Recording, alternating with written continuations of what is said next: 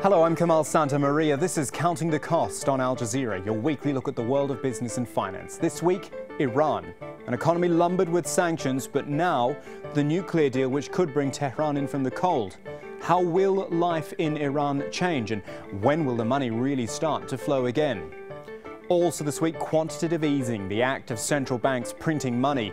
It was sold as helping hard-pressed households and the unemployed, but who really won and lost? HSBC's chief economist tells us about the extraordinary measures designed to ease the recession. And a little nation with a big carbon footprint. We're in our own backyard to see what Qatar's doing to go green and one man's ambitions for an energy revolution. So we're talking Iran this week, a country which, through sanctions and recession, really paid a high price for its nuclear ambitions.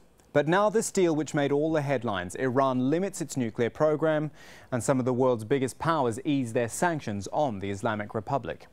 The fact is, sanctions have strangled the Iranian economy. Inflation's running at more than 40%, and the economy shrunk 5% last year.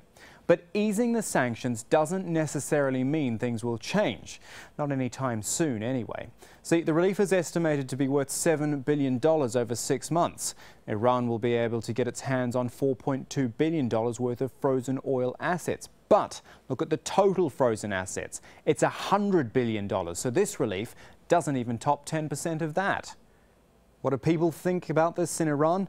Well, that's where we'll start this week. Soraya Lenny in Tehran with the voices from the street. Is it a good deal or a bad deal? It depends who you speak to in Iran. But most people agree any deal is worth it, because what Iranians wanted was a result, a way to end decades of hostility and sanctions. It's shameful the US claims to be concerned about human rights. If a government is against another government, why would they punish people for it? They've hurt us for 34 years. Under the deal, the P5+1 powers agreed to suspend limited sanctions on Iran's auto industry, allow the purchase of Iranian oil up to 1 million barrels a day, help assist Iran in the humanitarian field, including in the importation of medicine. After lifting the sanctions, people can buy things easier because the prices will go down and people wouldn't be under pressure. For example, I have children abroad studying and I should send money to them, and the price of US currency has dropped. In total, the deal will provide $7 billion in sanctions relief. But that's not much compared to what Iran has lost under the current sanctions. At least $80 billion in oil revenues alone since the start of last year. If in the coming months the United States tries to cheat Iran or tries to twist the deal in a way which makes it hurtful for the Iranians, then that could hurt the deal definitely. If pleasing Iranians is a challenge, then quietening hardliners will be tougher. Most of them don't think Iran should be negotiating at all. Convincing them otherwise is a task President Hassan Rouhani will have to face. The president is not the only one pleased with these talks. The supreme leader is too.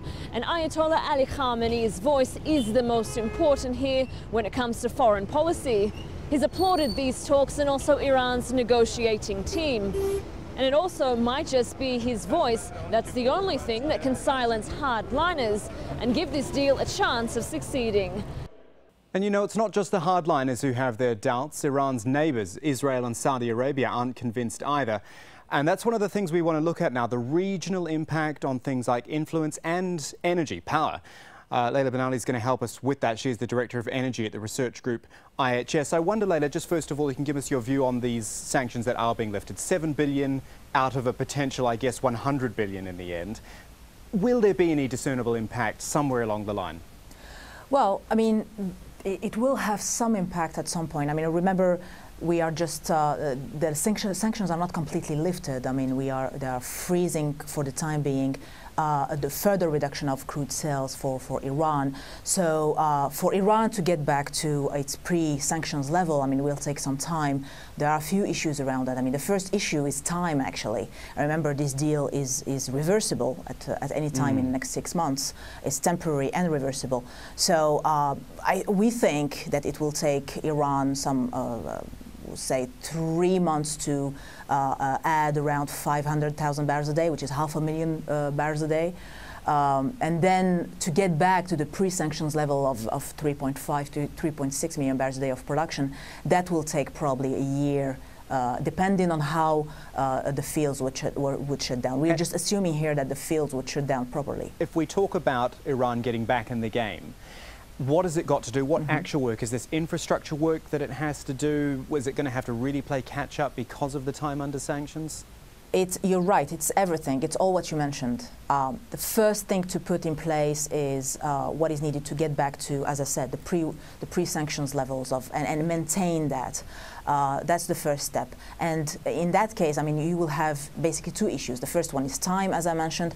During the next 6 months and beyond, Iran should continue to have access to equipment. So for the time being, sanctions are frozen, but sanctions should, for Iran to get back to that level, sanctions should continue to be frozen for some time. The second issue is natural gas. I mean, we don't talk about it a lot, but the natural gas sector is impacted much. The impact on the natural gas sector is much higher than on the oil sector. And Iran reinjects, just to maintain its level of production, oil production, it reinjects the equivalent to what a country like Algeria exports.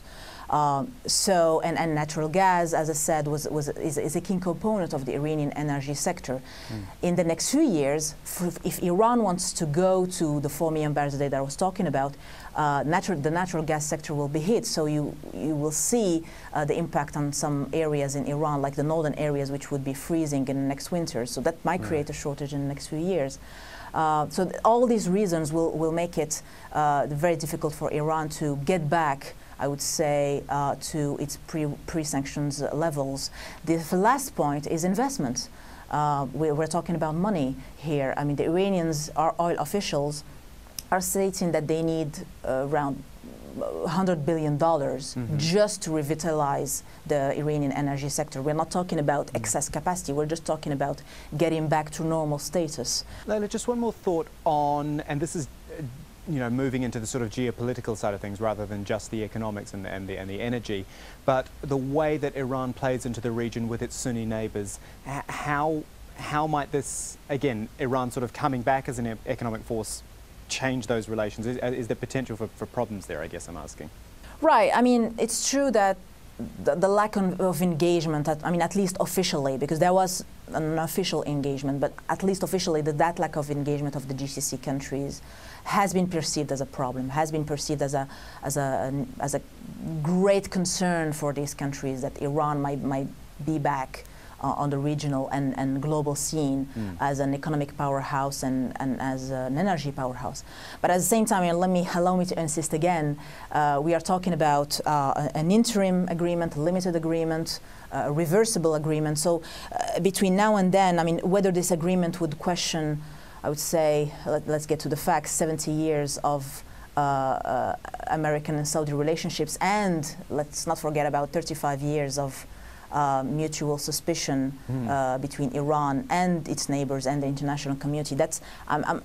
I think it's too early to assess whether this sort of agreement will question that. My personal view is that this agreement will not question this sort of things, this sort of long-standing relationships and the long-standing mutual suspicion. There might be other reasons why the relationship between, say, the U.S. and Saudi Arabia might be getting fragile at some point, but this agreement is not part of them. At least it's not high on the agenda. So I don't think so. And on the other hand, I think the relationship between Iran and the GCC countries is so diverse, it's so multifaceted. I mean, Oman has been a great, not ally, but at least having good relationships with Iran historically and recent years as well. The UAE has its own sort of trade and relationships with Iran. So I don't think we can really put the whole relationships into a basket. I think it's much more multifaceted and complicated. Quite right. It is baby steps at the moment, isn't it? Leila Ben Ali, thank you so much for your time. Exactly. We do appreciate it. And still ahead on Counting the Cost, going green in the Gulf. Is it possible in cities where leaded petrol and air conditioning still reign? We'll speak to one man who thinks it is. Now to a great piece of economic jargon, quantitative easing. It is the type of phrase we really try to stay away from because it sounds complicated. What it is the fiscal act of printing money, creating money to ease financial burdens. Central banks from the leading developed nations have done a lot of this in the last few years, trillions of dollars worth, in an effort to boost economies. Here are the numbers from McKinsey on this, starting with the balance sheet of the top 4 central banks. That is the Bank of England, the European Central Bank, the Federal Reserve in the US and the Bank of Japan, who together have spent $4.7 trillion. The biggest beneficiaries have been governments. Why? Because central banks buying bonds have kept interest rates low. Governments have been able to pay less on the money they borrow. Businesses, mostly large corporations that use the debt markets, are $710 billion better off. But here's the kicker. Everyday households, the very people governments say they are helping, have been the biggest losers, collectively dropping $630 billion. The biggest complaints have come from emerging markets. Between 2009 and 2012, $723 billion flooded into those economies each year on average. It made their exports more expensive as currencies like the US dollar weakened. And it's creating bubbles with all that money pouring into bonds, housing and equity markets. Are you still with us here? Because I know this can get complicated. Luckily, someone was in town this week who can make sense of it all. The chief economist from HSBC, Stephen King. He spoke to our business editor, Abid Ali. I think the obvious benefit of quantitative easing came through back in 2009, 2010, when the world economy was really on the brink of falling into another Great Depression, a terrible collapse in economic activity. And I think that the wonderful thing about QE at that stage was the fact that it prevented a 1930s style meltdown. So that's a good reason for having done it in the first place. The problem, I think, since then has been that QE has sort of changed. It was a powerful antibiotic. It's now more like an addictive painkiller. It's nice to be on, perhaps, but difficult to escape from. But as with all painkillers, it doesn't really necessarily cure the underlying problem that now exists. And we may have avoided a Great Depression, but we've ended up with a great stagnation. And I think that QE in some ways is not really helping to bring that great stagnation to an end. So one of the benefits was supposed to help with households and with jobs. Has he actually done that? I mean, what we're seeing right now is unemployment being pretty stubbornly high in the United States, Europe and in the UK. It could have been a lot worse, of course, so from that point of view it's been helpful. But I think the biggest disappointment of QE was that it was supposed to work by encouraging investors to switch out of low-yielding government bonds, for example, encourage them to invest more in stocks, maybe corporate bonds, and by doing so that would effectively make it easier for companies to raise funds through the capital markets when the banking system itself was not as robust as had been the case previously. The problem has been that although the capital markets have risen substantially in value, you look at the returns on stocks, for example, in recent years, the reality is that companies themselves have not really gone to the capital markets to raise additional funds and then to use those funds for more in the way of capital spending. So capital spending remains extremely soft. And that softness of capital spending is one indication, perhaps, that QE didn't work in quite the way that people had hoped to see. In the emerging markets, the politicians there have been complaining about the implementation of QE, and now, as we move towards the withdrawal of QE, they're complaining about that too. What's the impact there? The biggest impact in the emerging world has been really a huge wall of liquidity that poured into some of these countries between 2009 and 2012. So if you look at returns on stock markets in parts of the emerging world, they were truly spectacular over that period of time. Now, of course, underneath all this is a kind of important truth, which is that the emerging nations do offer better longer-term growth prospects than the developed nations. But the problem is the gains in stock markets over the last 3 or 4 years went well beyond that future promise. It was really a story of hot money inflows that led to, in some cases, property bubbles, excessively rapid wage inflation and deterioration in competitiveness, in some cases significantly wider balance of payments current account deficits. And this has left some of these countries with a very difficult situation because they were able to expand rather too quickly when QE was in operation.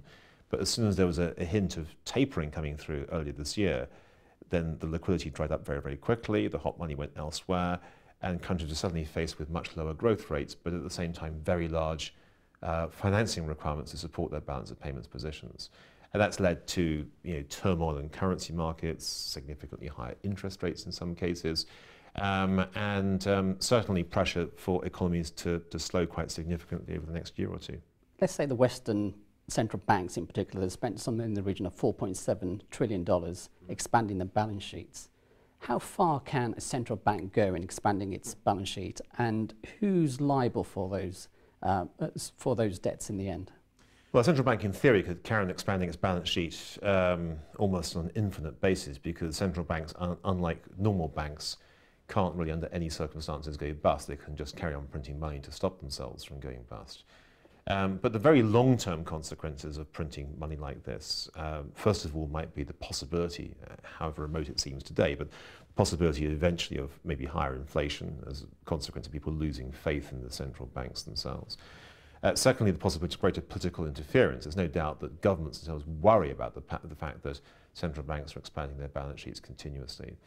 But for me, the most important issue is that if you continuously put money into capital markets in the way that central banks have done, and you effectively distort those capital markets, then you're going to end up probably with a misallocation of capital. And that misallocation probably points to lower long-term growth. So you can in one sense say that central banks are exchanging a Great Depression, which is one risk, for the possibility now of a much longer period of unusually low economic growth. And that, I think, is a danger that we're facing for the years ahead. Stephen King, thank you very much for your time. Thank you. We look at Poland now, which just hosted the latest UN climate change talks. Now, last year those were held here in Qatar, and a lot was said about the country being one of the biggest polluters in the world per capita. We're going to look at that later. Poland, though, has a similar issue, very dependent on coal, which is the most polluting of all fossil fuels. But as you'll see in this report from Tarek Bazley, coal isn't just a polluter, it's a jobs provider. For 234 years, coal has been cut from the Bolesław-Śmiały mine. The hard physical work and dangerous conditions are a way of life for miners. 1,600 of them work down this mine. Nationwide, the industry employs more than 100,000.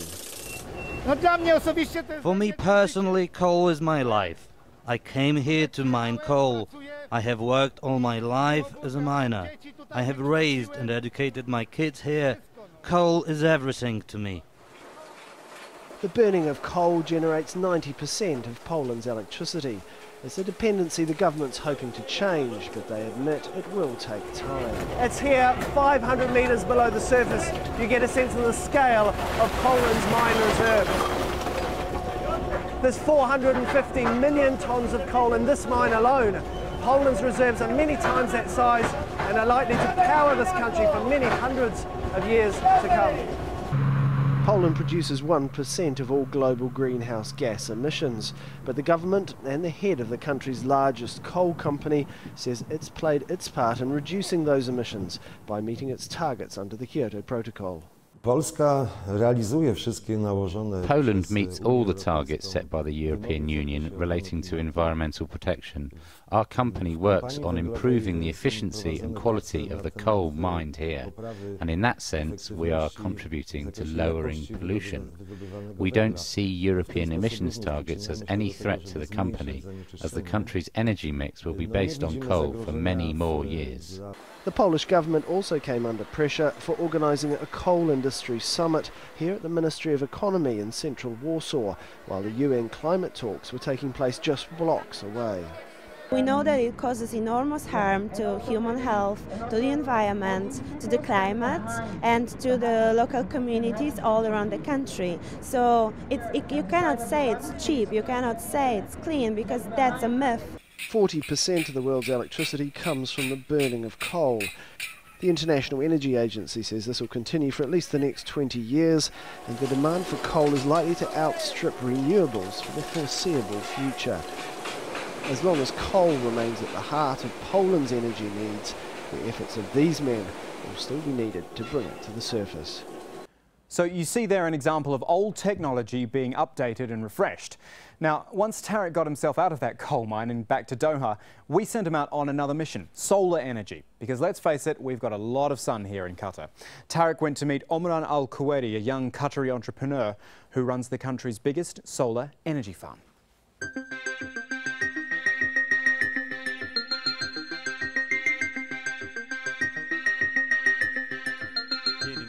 Omran Al-Khawari is the 35-year-old CEO of Green Gulf, a renewable energy and clean technology company based in Qatar. And the beauty of this technology is its simplicity. His company's provided energy advice for a number of large Qatari projects, including Qatar's bid for the 2022 World Cup and the installation of the country's first large-scale solar plant on the roof of its new convention centre.